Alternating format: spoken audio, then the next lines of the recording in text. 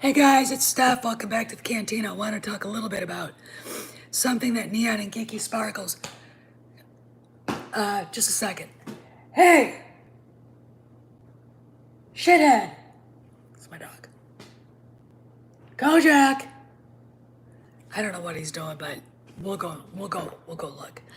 Anyway, they were talking about Neon and Geeky Sparkles. We're talking about the new book that's out, 40th anniversary of The Empire Strikes Back. And I'm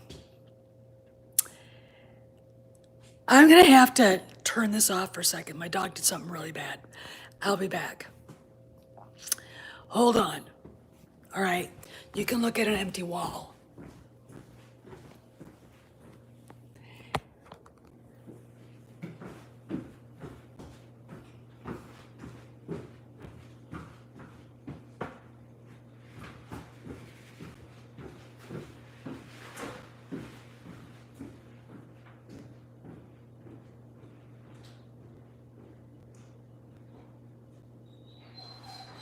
No!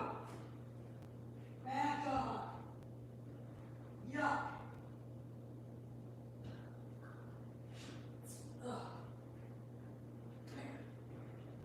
Come here.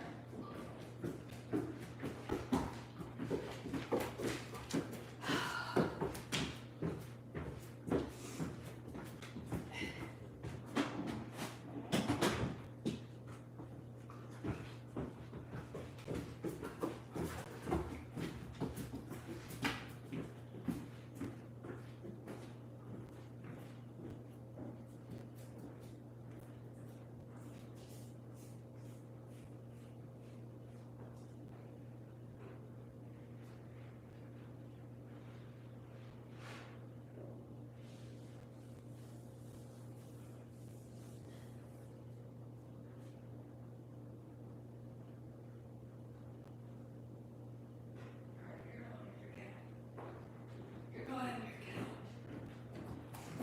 You're going in your kennel. It's disgusting. You know better than that, too, dog. Oh, God. House. Come on. House. Go on. Get in your house.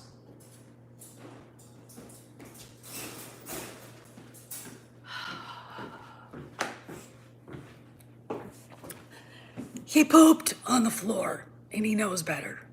It's pouring the rain down, so trying to get him outside for his walk is going to be impossible. It's really, to be perfectly honest, shitty outside in a way that really can't be described or quantified. Anyway, let's talk about this. So, there is a chapter in The Empire Strikes Back from a certain point of view, and I'm going to describe what these are. These are short stories written about characters from each movie that no one really gives a shit about. Okay, these authors are chosen not for their talent. I don't think anyway. They're chosen for their, I think, political perspective. They've done one of these for the 40th anniversary of A New Hope. Hey, Pocket. I want to go back. If you heard the dog get upset, if you poop in my house and you're a dog, you get your nose shoved in it. Okay? He knows better. That is outside, not inside. There's a reason why, and I thought I could trust him why. I want to be able to let him just run around, but he hasn't learned, and shepherds are supposed to be smart. He hasn't learned not to do things in the house. And he's gonna, I don't really, I'm kind of in a cul-de-sac right now what to do about all this. But anyway, back to the story. So they had one for A New Hope. And I'm not sure if it sold very well or not, but there were a lot of there was a story about Grand Moff Tarkin being gay from yes, they are always testing gay from a certain point of view. One of the stormtroopers that I think Han and Luke dealt with, Tarkin gets a look at him when he's changing. He's like, it is so just, I mean, Peter Cushing would have been like, what the fuck? This is kind of like that in The Empire Strikes Back. What this story is called Never Been Kissed. Now, go back to The Empire Strikes Back. Han goes to the command center and says, General Riecken, I gotta leave, I can't stay any longer. General Riecken shakes his hand and says, you're a good fighter, Solo, hate to lose you. Death mark's not an easy thing to live with. You know, I'm paraphrasing, but that's what Riecken said. Riekken's actually a character I would write about because he's actually, I mean, that's cool. The actor that played him, I think, was great. And I think Riekken's well worth the 300, the 100,000 words. All right. So anyway, Han says goodbye to the princess, and she says, that's right. And he says, well, so long, princess, and he storms out. Let's be cold. Let's like pretend like we don't know anything about these two characters. Why is he upset? What's been going on? Now, when she follows him out and says, I thought you decided to stay, Han's like, the bounty hunter at Ord Mantell changed my mind. Now, there is a radio play, kind of, that Larry Kasdan wrote about Ord Mantell. And I'm going to say this. It was literally one of his worst offerings because it wasn't a very good story. But it was, and it wasn't, there's something lacking in it, I think. It didn't really say a lot about how bad it had gotten for Han. But it didn't really say a lot. But there it is in The Empire Strikes Back, so we don't really know what's going on there. Han has been hanging out with the rebellion as an unofficial official member for 3 years. And, you wonder why. He's not an official member. He doesn't like politics. Well, why?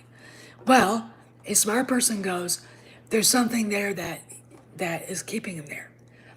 That short 5'2" ball of fire named Leia is what's keeping him there. And that's the honest truth. Now, I remember the debate they're having. The guy that pushes through. His name is Cass or whatever, Wilsor. For, hilarity's sake and for mocking, we'll call him Herpesor. Herpesor walks through. And we get to find out through Never Been Kissed that he's jealous as hell of Han. And you're trying to figure out, this guy really has a crush on Leia. And then when you go and you start looking at what the shills are saying, I'm just so thankful there's somebody like me in that I can identify with. He's gay. The guy's gay. All right. I don't have a problem with that. I have a problem with the way it's been shoehorned in. I have a problem with the way that Disney canon, the outside sources are being manipulated to sell a pile of SJW social engineering shit. Furthermore, when you have someone who's an SJW radical member of the LGBTQ mob, rage mob, and they're demanding representation. Okay, here's my problem with that. This isn't about making this isn't even about, when you've got your quotas. How many blacks, whites, reds, women, yellows, Asians, browns, Asian Indians, Pakistanis, whatevers are in this, okay? This is about someone's narcissistic personality disorder. Okay, that's honestly what this demand for representation is about. I don't see me in it. I don't see anybody representing my hope and my dreams. The problem I have, besides walking down a narcissist lane, is this. I have a lot of gay friends. A lot. I have a friend who's a trans woman. And every time they're confronted with this radical bullshit, they get mad. They don't want to say it either. Okay. What we have is very few people who constantly need reassurance and validation, demanding themselves little CGI clones. When you're watching a movie and there's a crowd scene, for instance, Gladiator, and you see the crowd in the Coliseum, that's not a real crowd. Those are CGI clones. Okay? They did this, they did that in Phantom Menace, they did that in Attack of the Clones, they did it in Revenge of the Sith. They've done it in a lot of different movies. What these NPCs are, SJWs are, they want to see clones of themselves everywhere because they need validation. And if you say, but this sucks and it doesn't belong there, you're a heterophobe, you're a homophobe, you're a misogynist, you're a bully and a Nazi. No, I'm not. But what the fuck is this? So as you start looking through here, you suddenly realize that the guy has a crush. He's all pissed off. Han is accomplished. He is really, really good looking and it's not fair and all the rest of the stuff. And you suddenly realize the guy likes Han. Or if I could only have a chance with him or her. I'm like, ew! This is not Star Wars. And even the title Never Been Kissed. Well, boo-hoo. Boo fucking who. There are a lot of straight women who have, back in high school, because that's what this sounds like to me. As some high school brat, seeing the captain of the football team flirting with one of the, all right, we'll say the class valedictorian and saying, why does he get her? Or why does she get him? Because what's going on in that whole scene is verbal foreplay, okay? Whatever happened between Han and Leia, she somehow was led to believe that he was going to stay, and he never actually caught her up on his decision. Now, Han, I'm going to, and you guys have heard me say this before, but if you say something out loud, you have to confront it. If Han said, I care about you, I love you, to her, he'd have to confront it, and it would be out there for her to wrap her mind around too, right? What you've got here is all of that going on without the words, okay? And him, for whatever reason, deciding he wanted to leave. Now, imagine, the galaxy is this, billions of light, hundreds of thousands, millions of light years across. Millennium Falcon literally is the fastest ship in the galaxy. It can take him anywhere to hide from the Hutt.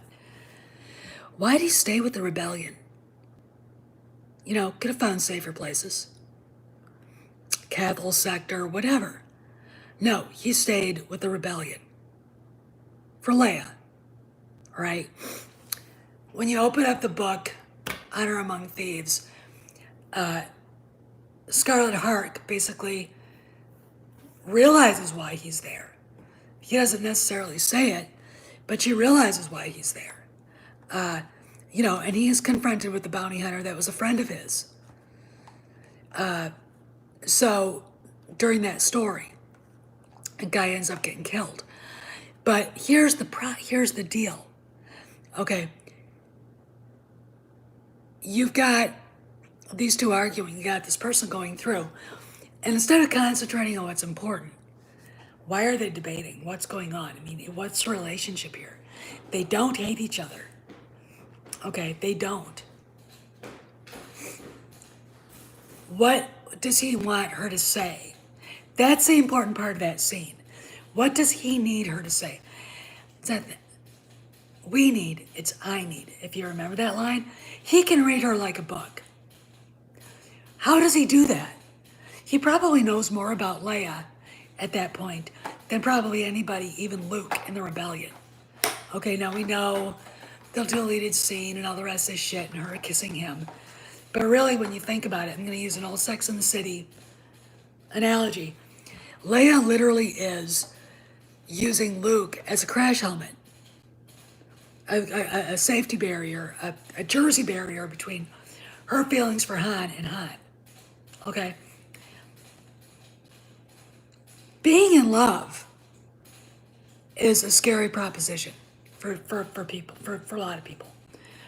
Being someone who's so independent-minded, who's so strong-minded like Leia, allowing herself to be vulnerable to a man like Han Solo, who, if you think about it, and you think about the stuff that's been written in the EU, because I don't consider anything from the Disney canon, which has completely trashed him, by the way. If you look at what has been written about him in the EU, he's pretty much a man about town. And his time as an Imperial fighter pilot, he was Maverick. He was Pete Mitchell. And he seems like the kind of guy who can love him and leave him.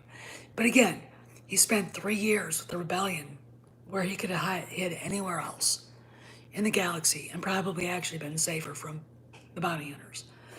Why did he pick the rebellion? Leia. All right. Imagine, I've said this before, because I'm deconstructing Never Been Kissed, because just this whole idea is just shitty fan fiction that belongs on goddamn Tumblr, not in the Star Wars universe, because it has nothing to fucking do with it. But this does.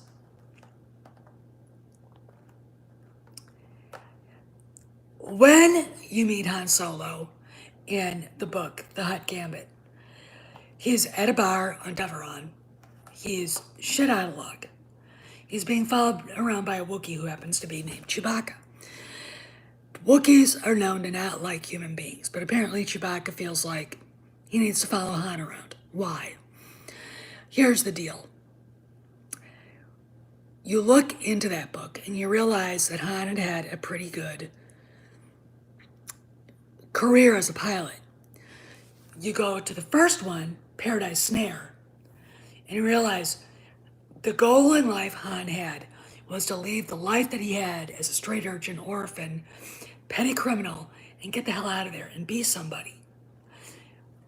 Be somebody. He's a decent soul.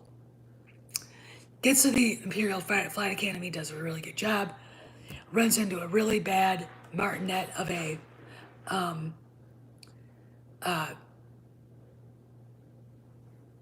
commanding officer named Nicholas, and Nicholas tells him to kill a Wookiee. Remember this. Who saved Han Solo from being killed in Paradise Snare? The Wookiee who basically helped him and raised him and took care of him. Dulana. She sacrificed herself for him.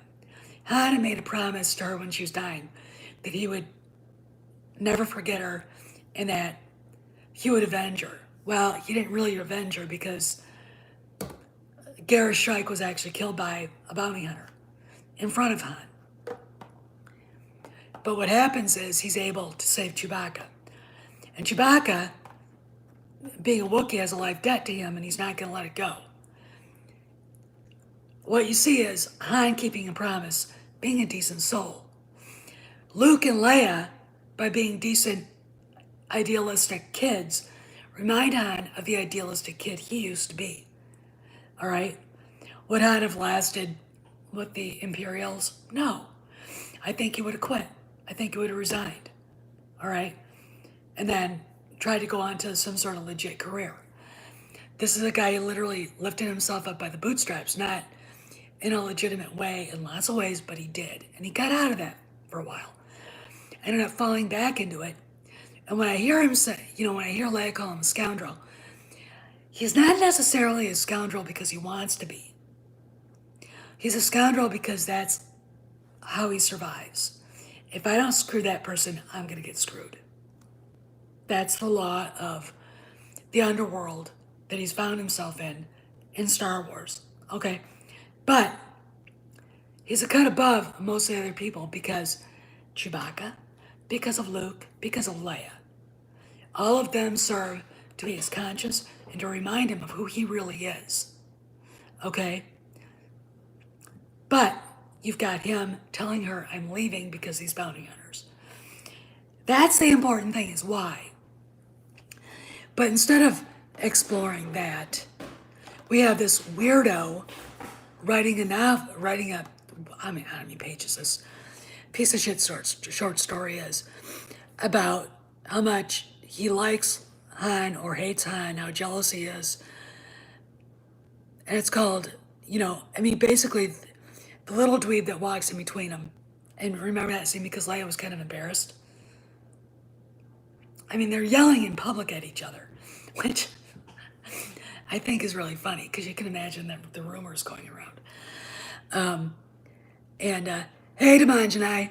And so this guy is, Demanjanai's in the house, by the way. So this guy is basically, crying that he's just a loser while Han Solo's the big, like the school, the high school football team's captain. Okay. Popular, gorgeous, but you gotta remember, the little dweeb walking between them, the crybaby, the red-nosed crybaby, he's not a leader. Okay, some people are meant to be leaders, some people are not. Leaders are born or made. Okay, when you look at Han and Luke, they were not only born to be leaders, they were trained to be that way. Han's a natural leader, Leia says that to him. Why? Imperial Academy. Because he's an alpha. If you look at any of the leaders in history, George Patton, George Washington, Reggie White, Donald Trump, you can name them, they're alphas.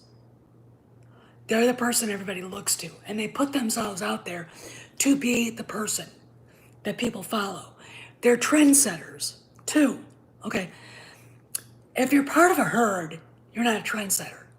If you're yelling popular talking points, you're not a trendsetter. You're a sheeple.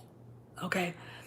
What I find fascinating about this story, Never Been Kissed, I'm like, boo-hoo, first of all, is this person who wrote it is not a trendsetter. They are sheeple. They want everybody else to like them. If you're like Johnny Rotten, John Lydon of the Sex Pistols, the lead singer, you don't give a fuck. It's another thing about a leader. They just go off and some just do what they do, and people naturally follow them. Dee Snider, Twisted Sister. He goes and does what he's the one that gets, people follow him, okay? That's the thing. That's being the cool kid on the block. Han Solo is the cool kid on the block, and he doesn't necessarily follow all the rules. This is why people gravitate towards him. Luke doesn't follow the rules, does he? He's his father's son. He's also, by the way, his mother's son. Because Leia, her personality is more like Anakin, while Luke's is more like Padme. But still, like their parents, they follow their own minds. Okay, so each individually does their thing. They know their own minds, and they do it as necessary. Han's the uber maverick. Luke is a maverick, though I don't look at him as being as big a maverick as Han, because Luke is an idealist. Han is not. Even as a kid, you could just see him going, and that's fine. Being a pragmatic skeptic is often the sign of a great leader. Hello. Well, Tauntaun Girl, that story Never Been Kissed is about that guy. And turns out that the guy is gay because we need to have representation on every level. B, it's trying to validate, it's basically author insert in a way that is bad author insert. It's bad fan fiction. C, I think he's got a crush on Solo.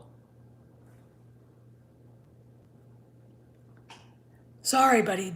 Like, ick. I mean, Hannah be like, sorry, dude, I'm not into that.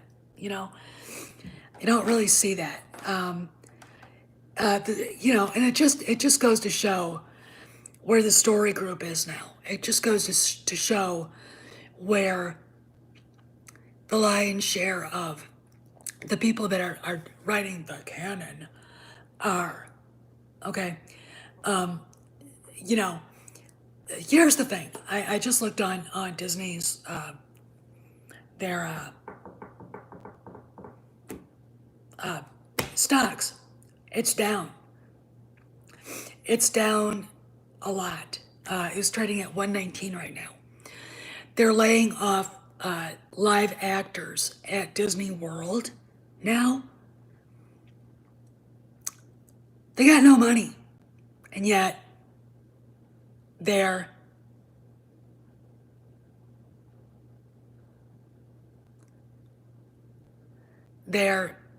you know they're bleeding money, and yet they publish this. Now someone is gonna have to, someone who knows this better than I do. Maybe if Cameron Pasha could jump in. Does it cost more for them to cancel a book than it does to publish it? I mean, that makes me wonder. You know, Disney's laying off all the wrong people as far as I'm concerned. They really, really are. So let's go into the video that I did about the racist cop hater whose book was optioned by Fox, and now Kennedy got her hands onto it. This is my opinion. It doesn't pass the smell test. It really, really doesn't. Not in lieu of all the rumors about her leaving. Now, she could be forcing Lucasfilm to keep her on as a producer, but she's not. If she even if she's not leading Lucasfilm, it doesn't mean she has any control over Star Wars or Indiana Jones or Willow or anything. Okay, or, and I think this actually makes more sense. She optioned herself. She optioned the book herself for her new company. It just fits her brand of filmmaking, and I find it very interesting. It's if you follow her husband Frank Marshall, he's got on Twitter, he's got a movie, a documentary about the Bee Gees coming out, but I don't see anything for the Kennedy Marshall Company happening at all. There's something odd about Blood and Bone being optioned, quote unquote, by Lucasfilm. It doesn't make any sense. So it's either she's just going to be the producer, which,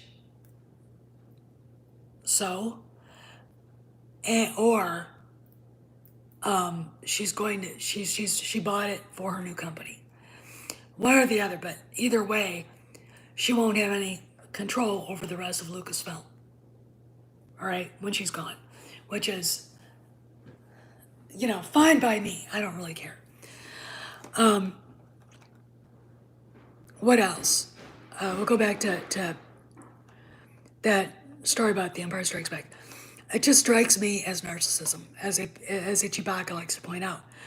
These SJWs are narcissistic. They need to see themselves in everything. I have a lot of gay friends. Yeah, we all do, right?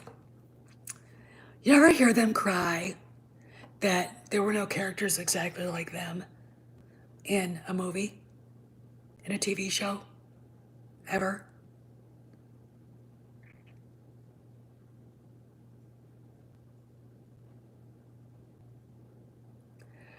Pocket, don't make me sick. Keep that to yourself. Yuck. We don't want that. That's not Star Wars. That's really shitty fan fiction. Okay? Beyond shitty fan fiction. You made me literally want to vomit all over the place. That shit has no place in Star Wars. If somebody wants to do that, please write your own goddamn space opera. Okay? That's what they should be doing. But they're not inspired enough. They're not creative enough. They don't give a shit about their own talent enough to try it on their own. They infest our places. Okay? I want them out. I really do. I want them out. You know, part of the reason why I think the Democrats are going to do really, really bad this year in the elections is because of shit like this. Because normal red-blooded people, including people that lean that way, are sick and fucking tired of being preached to by people who are only in it to get themselves attention. I don't understand it. I don't understand being that narcissistic. You know what I mean? I really don't get why they can feel like they're allowed to do this. Because in reality, when you look at book sales, no one wants to buy that shit. You know? First off, it's poorly written. Second of all, you know, the narcissism is like, you might as well put a cartouche around it and say, this is the author insert. Now, if you've ever read any of my fan fiction, I have an author insert, but the author insert has to work in the universe. It has to. What Pocket mentioned doesn't work in the universe. I mean, I'm literally vomiting right now. This story doesn't work in the universe. A, no one gives a flying fuck about that character. B, it's just a pages and pages long whining attempt at getting attention. You know, give the guy a binky and tell him to shut the fuck up. That's what it is. And Disney, instead of just saying, this sucks, we're canceling it, let it go. I want to look at Bob Chapek and say, do you honestly think you're going to make money at this? Do you honestly think you're going to make up the huge deficit and pay off your loans? Oh, if you've ever taken the world's smallest political quiz, you should take it. I am a right-leaning libertarian. I'm a populist. You know, America first, that's just me. You know, I don't give I live my life traditionally, normally. I don't give a flying fuck how you live yours. Don't shove it in my face. All right? Don't tell me how to live. Don't deny me my pursuit of happiness. All right? Because when you do and you're stepping on my rights, then I'll step on you bad and it'll hurt. Okay? That's what this is all about. And they're so, I mean, you know, let me explain. There's a lot of heterophobia when you see women who go, I mean, I'm gonna mention, if you're on Facebook and you know who Olivia Wilson is, she's the admin for the Star Wars discussion forum on Facebook, and she is a left-wing feminazi. See you next Tuesday from hell. And she hates Han Solo. You know why? Because he wouldn't look at her. She's fat, she's ugly, she doesn't take care of herself, she runs over her husband all the time. She's a misandrist, sadly with boys. so she can teach them to hate themselves because they were born with male genitalia. And she and I got into it. I don't normally hold grudges, but when you're such a fucking flaming see you next Tuesday, and you don't know shit about Star Wars, to the point where if the EU's mentioned, you act like it's Mein Kampf, like she did, you're not a Star Wars fan. And she's not. I mean, but how many women have we met that are like that? They hate Luke, they hate Han, they feel sorry for Kyle Ron, the mule-faced boy. Because alpha males like that are terrifying to them. Because there's a vulnerability they don't want. They're afraid of that sexuality, that part of them. What they forget is the biggest strength that we women have, come closer, is our sexuality. All right? Marilyn Monroe didn't realize that she could make a man do anything she wanted by being herself. All right? Marlene Dietrich did, and she used it. Sharon Stone knows that. A lot of them know that. All right? A woman has a lot of power. And it's how she portrays herself, how she lets the world see her. You got to remember, men are visual, women are auditory. Okay? I don't want a wimp. I don't want a guy who's whiny. All right? I don't want a guy I can step on. The reason why is because I won't then have any respect for him. And there's biological need there too. Women respond to a more masculine man. Now, they say, well, there are times in women's, when her hormones are acting up, she goes for a guy like Russell Crowe, and when they're not, she goes for a guy like Leonardo DiCaprio. It's like, not necessarily. See, the studies, first off, I think Leonardo DiCaprio looks like a little wimp, and he has aged badly. Second of all, Russell Crowe has aged badly, all right? And I'd still pick him, no matter what time of year, over Leonardo, because that's a man. That's a real man. It is not a little boy. And that's the thing, is when you look at the girls who, 50 Shades Grey, little boy, an angry, perverted little boy.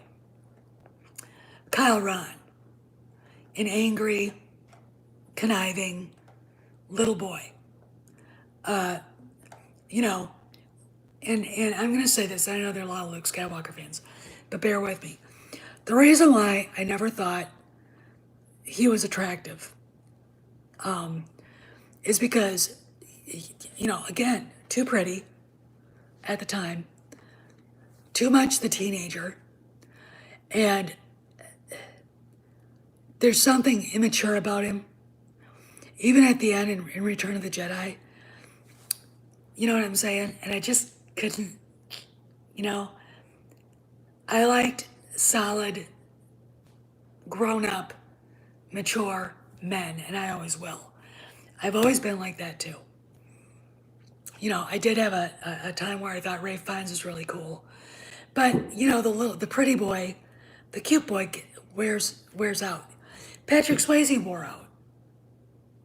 Okay, for me, I love him, but it just wore himself out with me, because that look is just,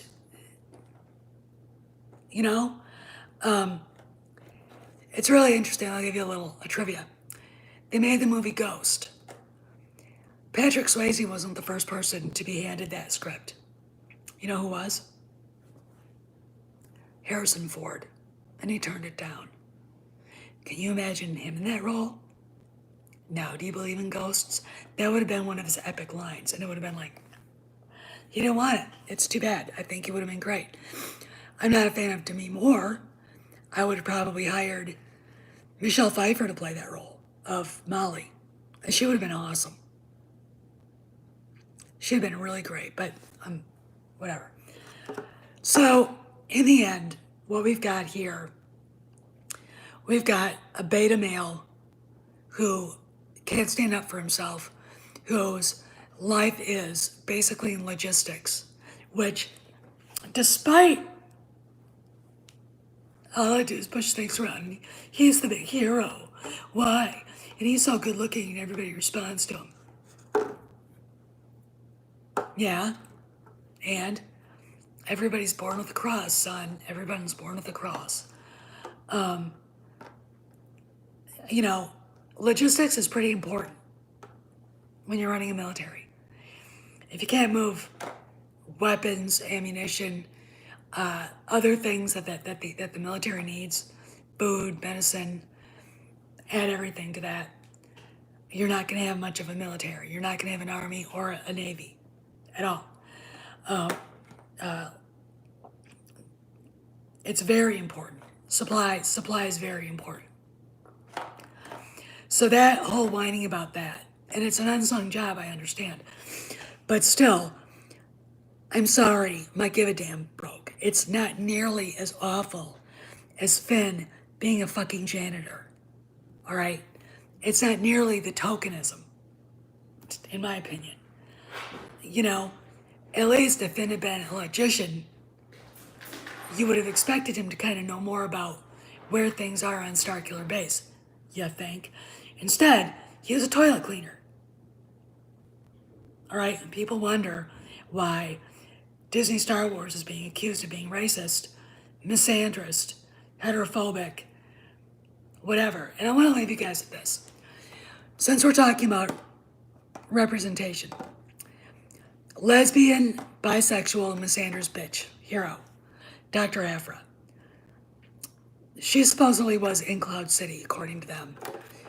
And she was the one that put Han on the scan grid. Of course, you never see her in The Empire Strikes Back, but that's it. Let's do a fanfic ourselves. And I might write this. After Return of the Jedi, the Empire's basically on its way out the door. Han and Leia are settling down to raise their family. Lando shows up in a hologram message saying, Han, remember that woman from Cloud City? Which one? Lando tells him. And Han's like, yeah, I know where she is. Han kills her. All right? There's lots of precedent for it. First off, it's revenge. Second of all, it would make sense. She hurt him bad. Third of all, it would be the perfect ending to a hateful, heterophobic, man-hating cunt. Right? And it would basically, you know, what was that movie Arnold Schwarzenegger was in it wasn't Running Man. His wife basically betrayed him, and she was played by Sharon Stone. And Sharon Stone kills him. I think he can't remember who he is. And he's living like a lie. And it wasn't True Lies. We should do a fan film of that. Wouldn't that be funny? Oh my God. I'll write it. Total Recall. Yeah. He kills his wife. Thank you, Trela. Can we all think about how funny that would be? Their heads would explode, and it would be really good. It makes sense that Han would do that. It would also take away all of Aphra's cool points, wouldn't it? I could write that in a week. I could write a decent story like that in a week. You know, I really could. And it would be worth everything to see it happen. But, you know, I'll think about it. Maybe I will do it and put it up somewhere. Because I'd love to tell them to fuck off over Aphra. I mean, I really, really would. She's dead. Everybody cheers. and she got dead by the right person to kill her instead of Vader. You know, it would just be, I mean, just being able to take away that story from the SJWs and give it a definitive fuck you, and giving Han no shit alpha points would be great. You know, I mean, it would be something that you'd see one of, you know, Clint Eastwood's cowboy outlaw characters doing.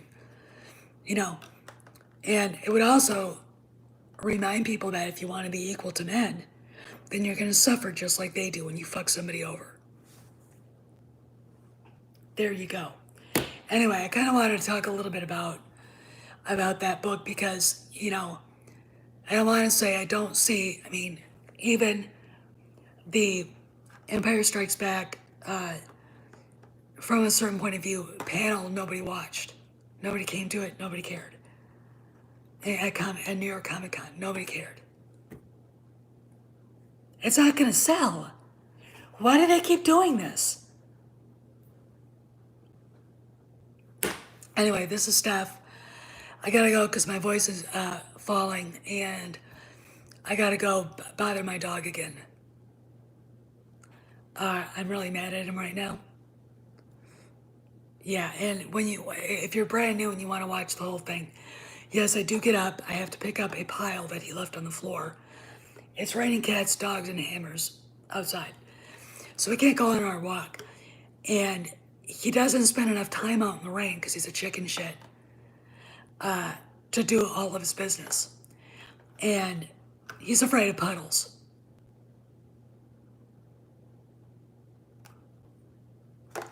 A shepherd afraid of puddles.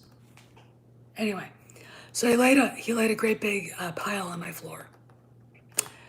And if you heard him kind of get upset and yelp, I was shoving his nose into it.